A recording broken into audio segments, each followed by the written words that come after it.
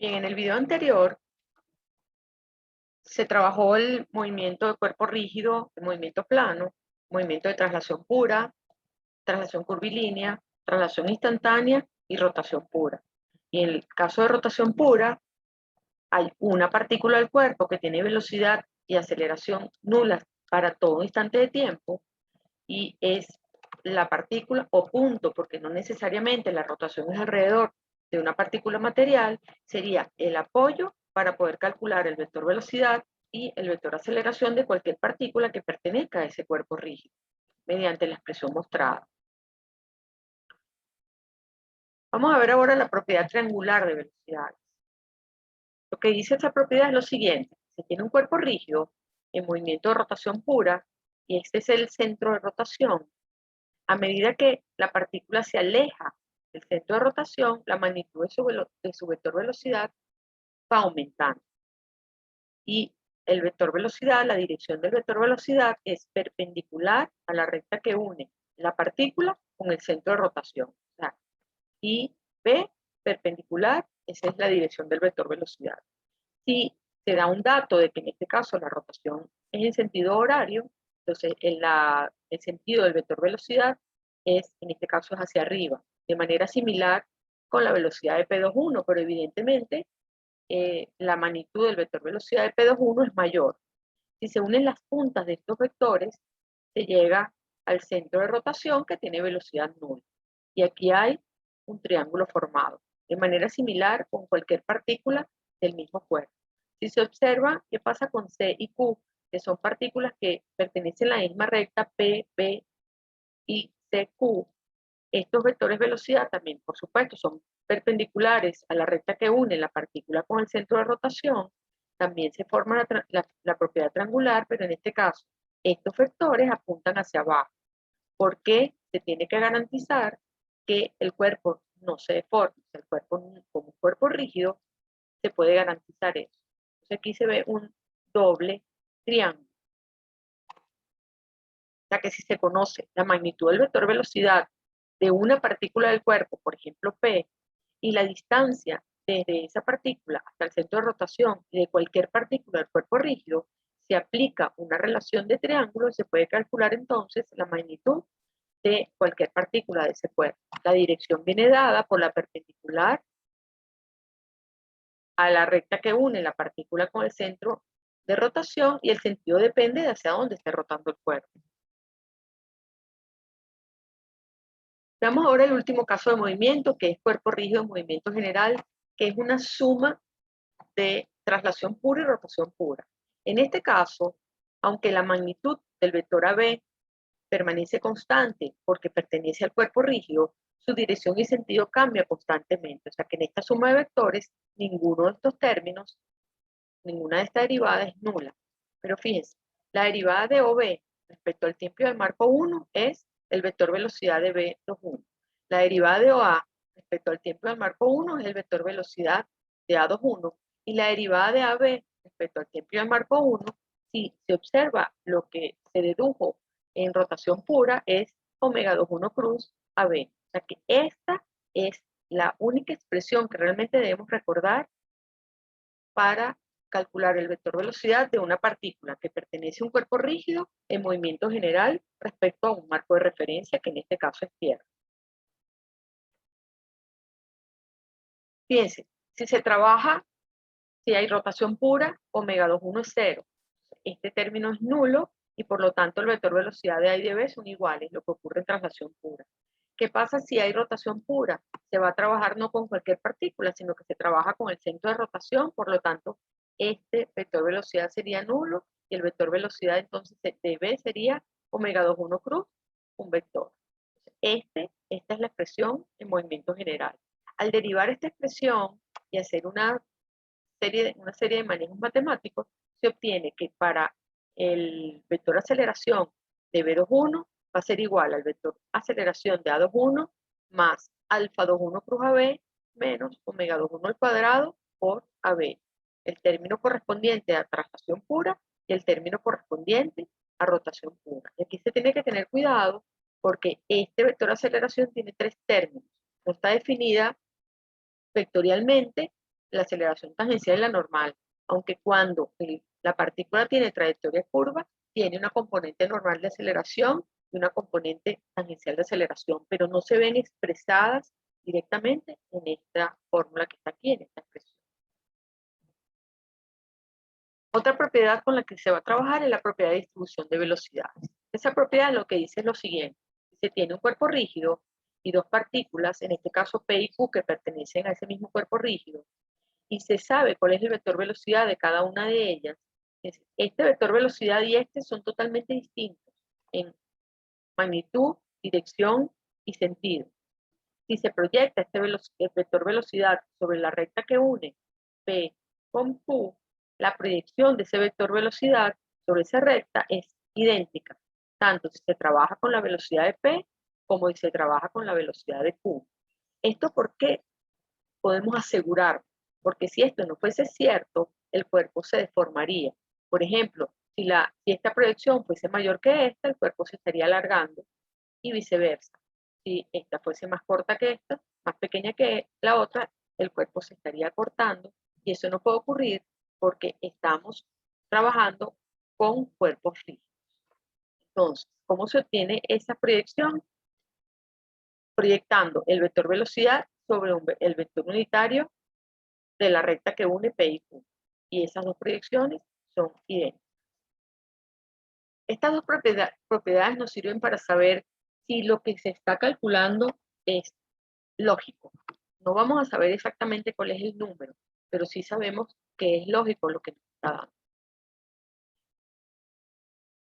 Esta definición es muy importante, es el centro instantáneo de rotación. Fíjense, cuando hay rotación pura, hay un centro de rotación, una partícula que para todo instante de tiempo tiene velocidad nula y vector aceleración también igual al vector nulo. Pero cuando se está en movimiento general, el cuerpo está rotando. Por ejemplo, cuando se borra una pizarra, eso es un cuerpo en rotación, en movimiento general plano. Eso es un ejemplo de eso. Y si nos damos cuenta, el borrador está rotando en un sentido, luego en el otro, y siempre va a cambiar ese sentido de rotación. O sea que el punto respecto al cual rota ese borrador cambia constantemente. Por lo tanto, entonces, el centro de ventana de rotación es un punto o una partícula, porque a veces una partícula material, y no siempre es así, que tiene velocidad nula, pero es velocidad instantánea nula, porque su vector de aceleración no es igual al vector nulo, es diferente a ese vector nulo. Entonces tenemos que tener cuidado porque el centro de ventana de rotación es un ente geométrico, no siempre es una partícula material. ¿Cómo se ubica el centro de ventana de rotación? Fíjense, si recordamos lo que pasa con rotación pura, que para dibujar la dirección del vector velocidad de cualquier partícula se une el centro de rotación con la partícula y se traza una perpendicular, de manera similar se hace con el cuerpo en movimiento general. Se ubica el centro instantáneo de rotación, se une ese centro instantáneo de rotación con una partícula en estudio, se traza una perpendicular y esa sería la dirección del vector velocidad. Pero podemos ir en sentido contrario. ¿Qué pasa si se conoce la dirección del vector velocidad de dos partículas que pertenecen al mismo cuerpo respecto al mismo marco de referencia? Se trazan perpendiculares a las direcciones de los vectores velocidad de esas dos partículas y donde se intersectan esas dos direcciones perpendiculares, ese es el centro instantáneo de rotación. La propiedad triangular de velocidades se cumple para un movimiento general igual que para rotación pura, pero para movimiento general tomando como referencia el centro instantáneo de rotación. Por ejemplo, en este caso, se tiene que esta barra, el extremo A de la barra está constantemente en contacto con esta superficie vertical y la partícula B, el otro extremo de la barra, está constantemente en contacto con esta superficie horizontal.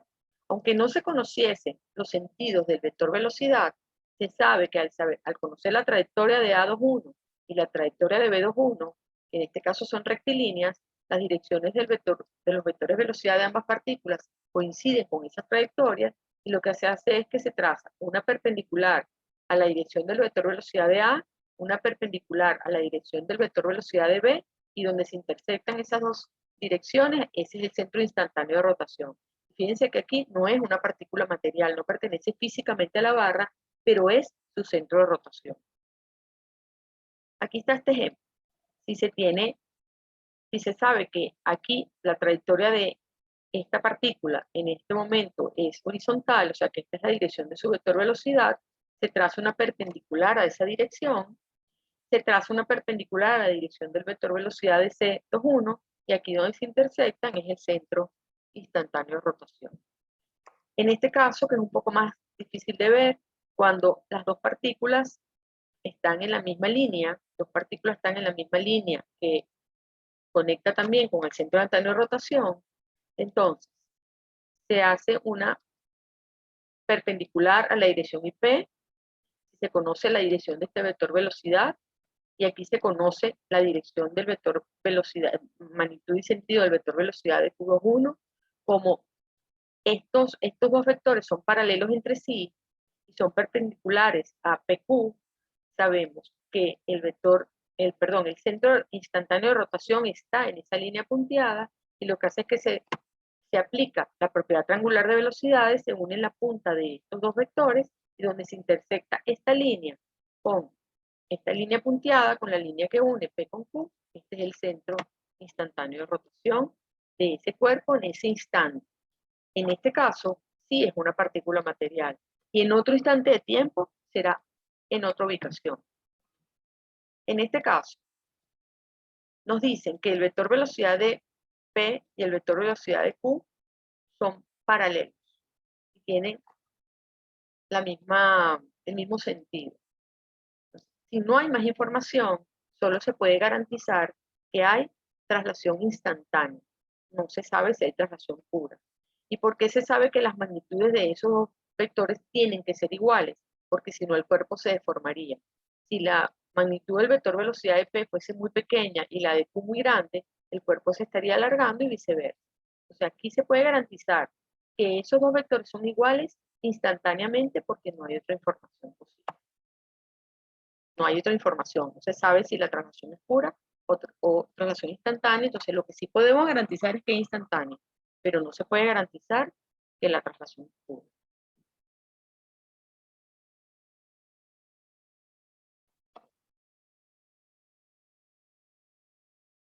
Vamos a ver el caso de rodadura. Rodadura es un movimiento bien específico que solo se da cuando al menos uno de los cuerpos tiene contorno curvo. Un cuerpo se mueve con respecto al otro, la partícula de contacto entre ellos cambia constantemente, pero no hay deslizamiento en ese punto de contacto durante el movimiento.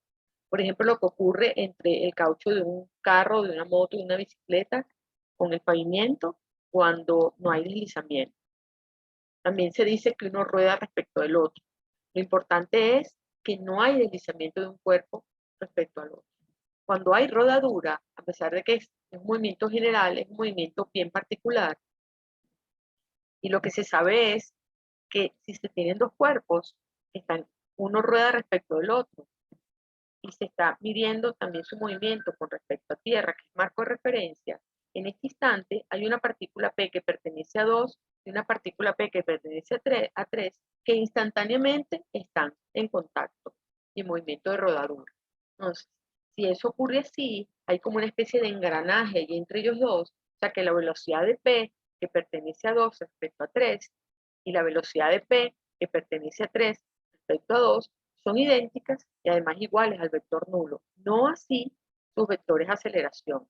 Y si se observa respecto a tierra, la velocidad de P21 es igual a la velocidad de P31 instantáneamente. Sus vectores de aceleración son distintos. Rodadura de un disco sobre una superficie plana. Este disco rueda sobre esta superficie, y al haber rodadura ya sabemos dónde está el centro instantáneo de rotación, o sea que la velocidad de este punto que está aquí es igual al vector nulo. Se utiliza la expresión general de cinemática apoyándonos en el centro instantáneo de rotación, el vector velocidad de I 1 es igual al vector nulo, por lo tanto, el vector velocidad del centro del disco que rueda es igual a omega 2, 1 cruz, el vector IC. Si se deriva esta expresión respecto al tiempo del marco 1, es derivada del primero por el segundo sin derivar, más el primero por la derivada del segundo, pero resulta que el vector IC siempre va a ser de magnitud R y va a estar siempre paralelo entre sí, por lo tanto, cuando la rodadura es sobre plano, este vector también es nulo y la aceleración de C21 es igual a alfa 21 cruz del vector IC. Solo en el caso plano se calcula la aceleración de ese centro momentáneo de rotación utilizando la expresión general de cinemática, donde vamos a tener acá alfa 21 cruz IC menos alfa 21 cruz IC, porque aquí aparece el vector CI, y lo que nos va a quedar es que la aceleración de I21 en rodadura sobre superficie plana es omega 21 al cuadrado por el vector IC. Esta expresión solamente aplica cuando la rodadura es sobre plano.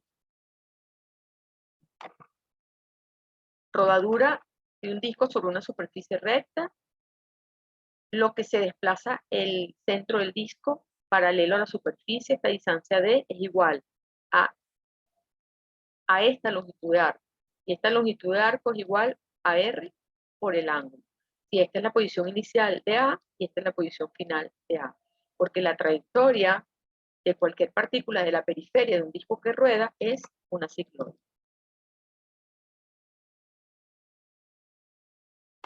Se puede generalizar que para cualquier cuerpo rígido, la aceleración del centro momentáneo de rotación solamente depende de velocidad. Cuando se trata de la rodadura de un disco sobre una superficie curva fija a tierra, para el vector velocidad, la expresión es exactamente la misma. Se sabe que en este caso el vector de aceleración tiene dos componentes, una componente tangencial y una normal, porque la trayectoria es curva. Se deriva el vector velocidad, y se tiene esta expresión que está acá, donde se tiene, la primera expresión es alfa 21 cruz IC más esta otra expresión que no se conoce, porque no se conoce cuál es la variación en el tiempo del vector IC.